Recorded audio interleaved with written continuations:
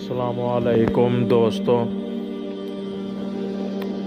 दोस्तों, अपने पिछले हिस्से में हम ये बात जानने और समझने की कोशिश कर रहे थे कि ज़िंदगी के सफ़र में जब इंसान पर सच्चाई और हकीकत ज़ाहिर हो जाती है तो अक्सर इंसान क्यों जानबूझकर ज़िंदगी की सच्ची और हकीकी रोशनी से आंखें बंद करके दोबारा अंधेरों की दुनिया में वापस चले जाते हैं। हालांकि इंसान को वो हकीकी और सच्ची रोशनी वाज़े नज़र भी आ जाती है जो इंसान को इसकी असल मंजिल तक पहुंचा सकती है, लेकिन अक्सर इंसान इस रोशनी से सिर्फ अपनी अना और ज़िद की वजह से मुंह मोड़ लेते हैं। हालांकि दुनिया में कुछ मुखलस इंसान इनको बार बार इस रोशनी की तरफ बुलाते भी हैं, लेकिन अफसोस के जिन इंसानों पर अपने नफ्स की अना और ज़िद गालब हो और शर और बुराई की शैतानी ताकतों के बहकावे में आ जाए तो ऐसे इंसान इस सच्ची और हकीकी रोशनी से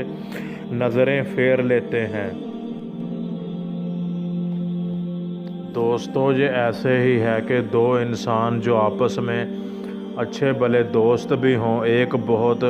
घने और अंधेरे जंगल में अपना रास्ता भटक चुके हों, फिर बहुत सफ़र और मुश्किल के बाद एक दोस्त को रोशनी दिखाई देती है जो इन्हें सही रास्ते पर ला सकती है, तो ये दोस्त अपने दूसरे दोस्त को ये रोशनी दिखाता है और इस रोशनी में जो रास्ता नज़र आ रहा होता है वो भी दिखाता है। लेकिन दूसरा दोस्त जिसे अभी तक कुछ नहीं मिला था वो सिर्फ इस वजह से कि मुझे तो अभी तक कुछ नहीं मिला, इसे कैसे ये रोशनी मिल गई, लिहाजा अगर मैंने इसकी बात मान ली तो ये इंसान तो फिर मुझसे अफजल और आला समझा जाएगा और मुझे एक घटिया बेकार इंसान समझा जाएगा। लिहाजा ये इंसान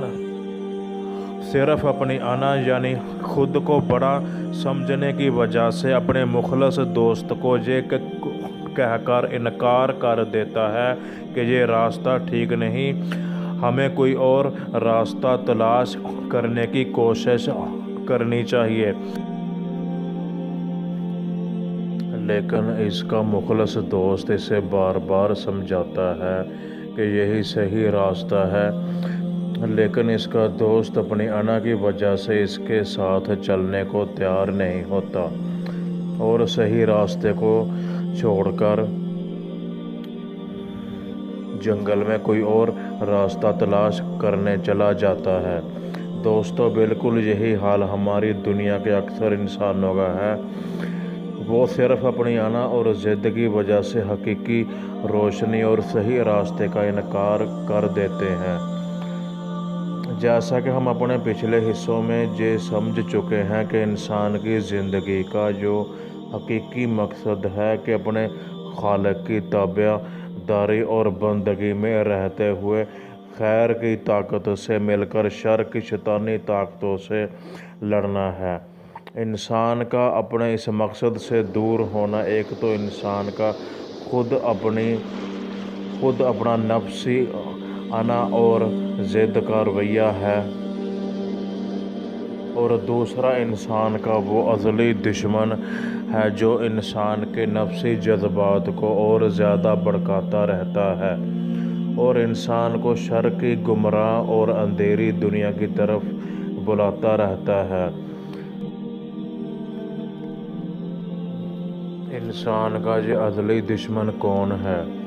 जैसा कि अपने पिछले पार्ट में हमने ये समझा था कि इंसान की ज़मीन पर आमद से पहले अल्लाह खालिक कायनात ने जिन्नात नामी मखलूक को दुनिया में आबाद किया था,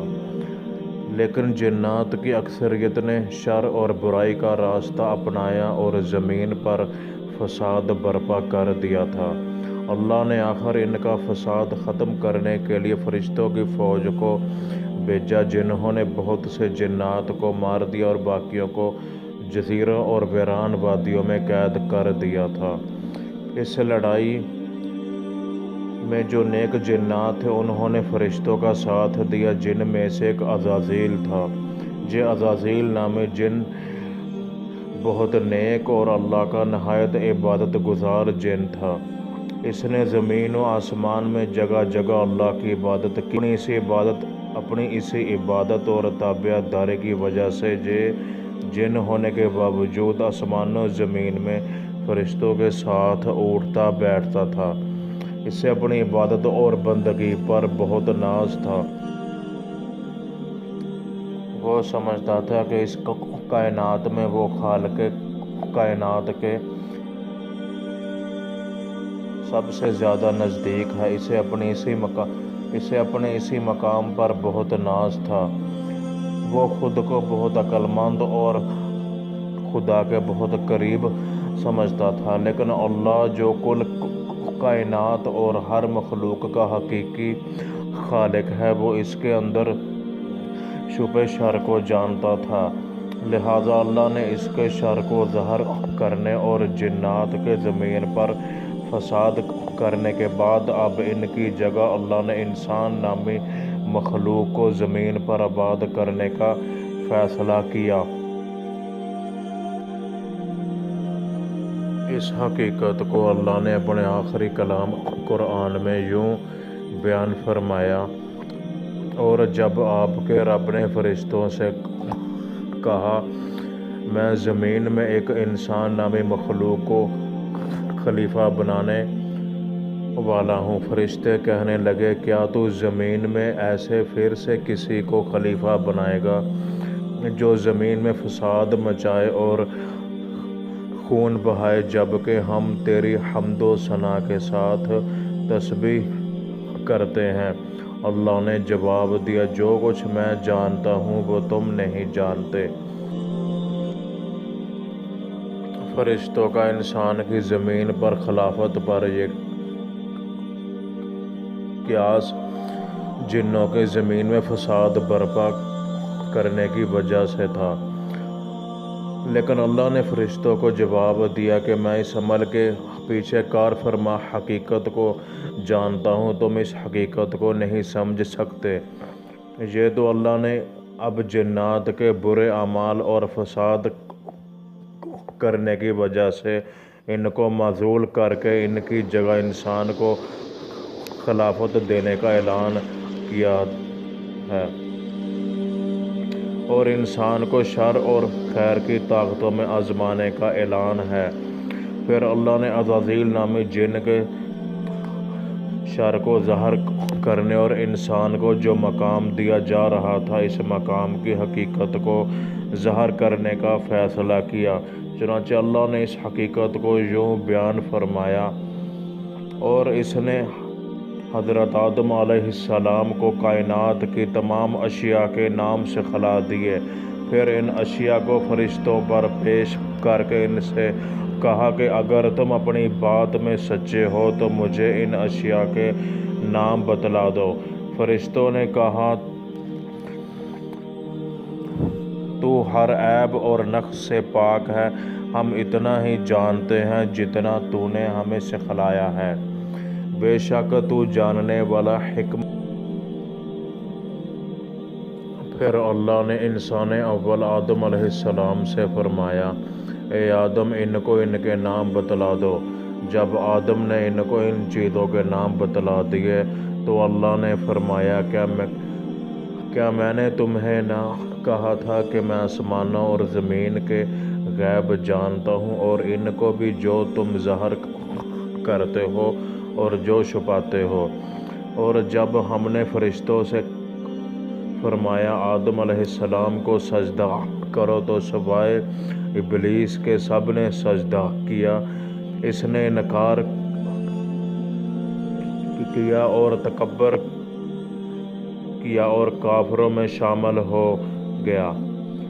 دوستو، ان آیات میں خالق کائنات نے فرشتوں کے اس قیاس کا جواب دیا جو انہوں نے جنوں کے زمین پر فساد کرنے کی وجہ سے انسان کی تخلیق پر یہ کہہ کر کیا تھا کہ انسان بھی جنات کی طرح زمین پر فساد اور قتل و غارت نہ کرے۔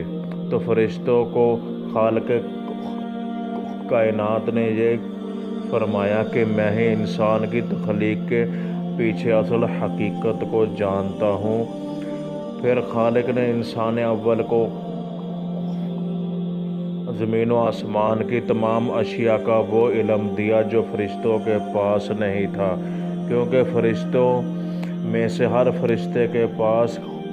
زمین و آسمان میں صرف اسی چیز کا علم تھا جس پر اللہ نے اس فرشتے کو مأمور کیا تھا، لیکن انسان اول کو زمین و آسمان کی سب اشیاء کا علم تفویض کیا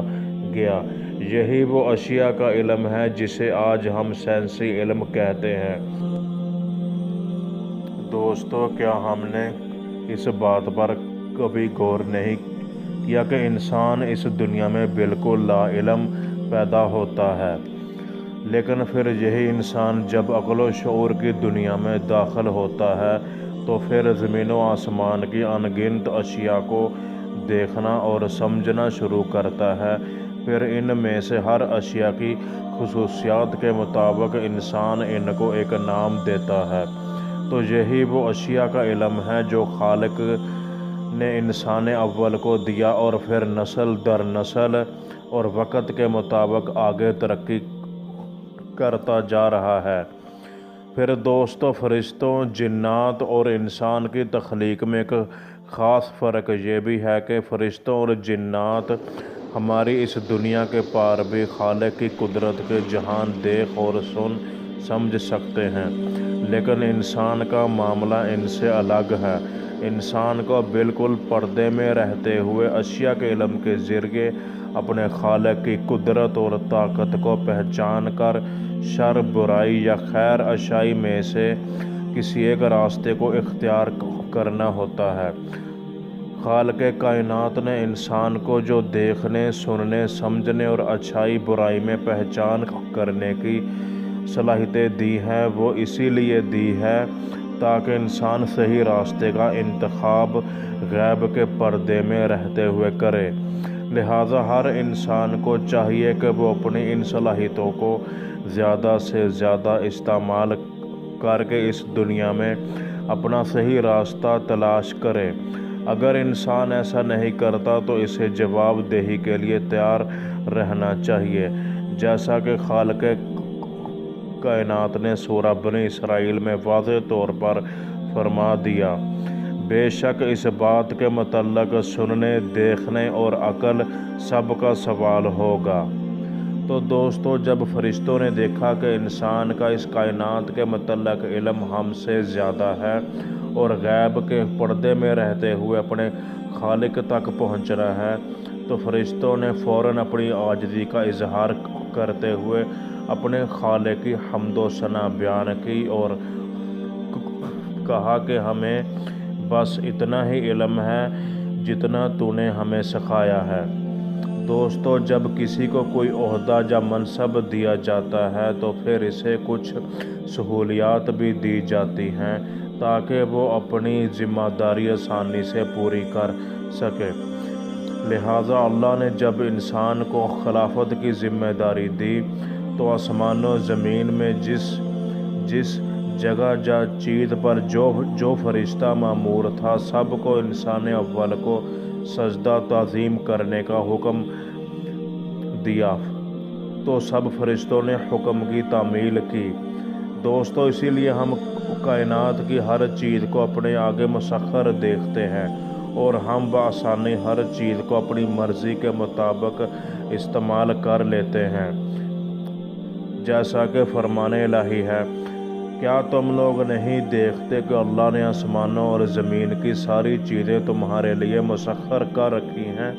اور اپنی کھلی اور چھپی نعمتیں تم پر تمام کر دی ہیں؟ لہٰذا جب زمین و آسمان میں موجود تمام فرشتوں کو انسان اول کو سجدہ تعظیم کرنے کا حکم ہوا تو سب کے سب فرشتوں نے حکم خدا بندی کی تعمیل کی، لیکن عزازیل نامی جن نے یہ حکم ماننے سے انکار کر دیا اور ریاضت کی وجہ سے فرشتوں کے ساتھ اٹھتا بیٹھتا تھا، تو اسے بھی فرشتوں کے ساتھ انسان اول کو سجدہ تعظیم کرنے کا حکم ہوا، لیکن اس نے یہ حکم ماننے سے صاف انکار کر دیا۔ دوستو، اس نے ایسا کیوں کیا، یہ سب ہم اپنے اگلے حصے میں جاننے اور سمجھنے کی کوشش کریں گے۔ تب تک السلام علیکم ورحمۃ اللہ وبرکاتہ۔